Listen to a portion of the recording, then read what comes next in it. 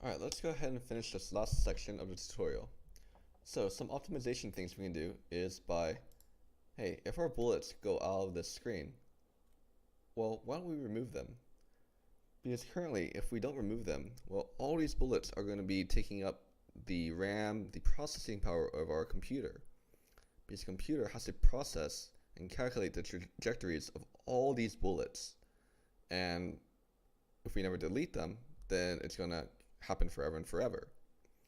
So, especially if you're using an older computer or even a cell phone nowadays, we want to be conscious of the RAM that people have.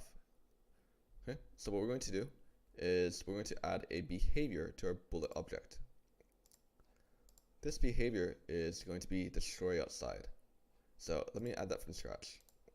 So basically, we're going to click to add a behavior, and we're going to select this one. This will automatically destroy the object when it goes outside the screen's borders.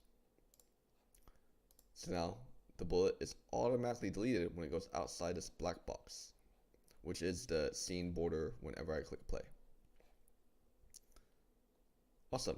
Now I'm going to go ahead and add a background instead of this boring gray thing.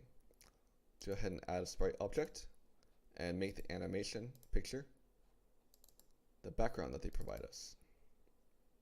We don't need to loop it. Let's click apply. Let's drag it on. Now I'm going to try to do it as best as I can, and I think I'm pretty accurate. A little bit off on the right side.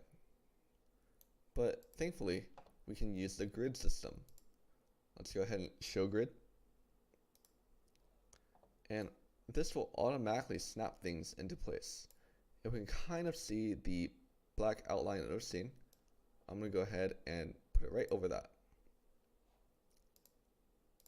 Alright, perfect fit. But now wait, now if I click play, I can't see anything. Alright, so how can we change that?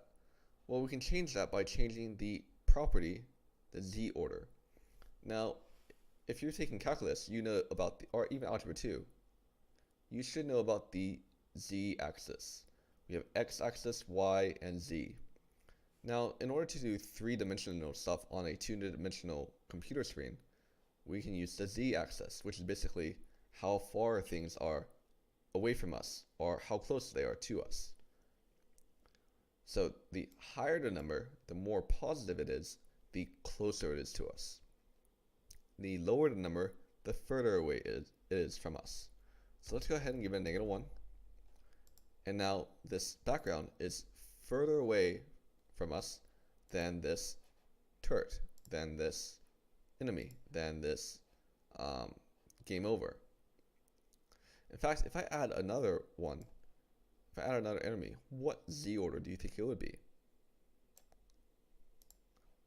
4. By default, gdevelop just adds on 1 to the Z order, and then makes that the new Z order of the object we place. Remember, this was the first one we made, then this, then this, then this. Let's go ahead and delete that. Alright, now, let's go ahead and delete this also. Save. If we look here, we have a bunch of code, and if we might know what all of it does now, but let's say you come back in a year or so and you're like, oh man, I want to make my game even better, and you look at this and you're like, oh, I forgot what all this does. Well, it's a good idea to both group and add comments. We'll talk about grouping later, but we're going to add comments now to tell us, to remind us what this code does. Also, always imagine that the person coming after you to work on your program is a crazy axe-wielding person who likes good code and clean code. If they see all this mumble jumble and mess, well, they might get a little bit angry at you. So, lesson of the day, let's add comments. Plus, comment. Right. So you can copy what they do, or you can do your own comments. It's just a reminder to yourself what the code below it does. So right here, this is all about the game over stuff. Let's add another one. This is all about destroying the turret on collision with enemy. And I'm just going to go ahead and copy what they put. This one right here is destroy enemies colliding with bullet, or destroy bullet colliding with enemies. It doesn't really matter. This is just for you. It's not actual code. Create, we'll create, spawn is more of a gamer term. Spawn enemies at rate in random position. Not really random position, random X position. We can be more specific. Again, just for you. Let's shoot bullets.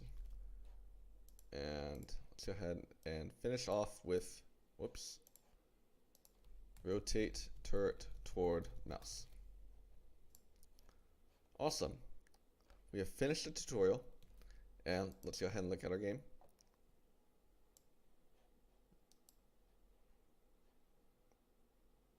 I'm such a great person at this game. Let's go ahead and let our turret perish. And we get a game over. Our game has stopped. And we have good code.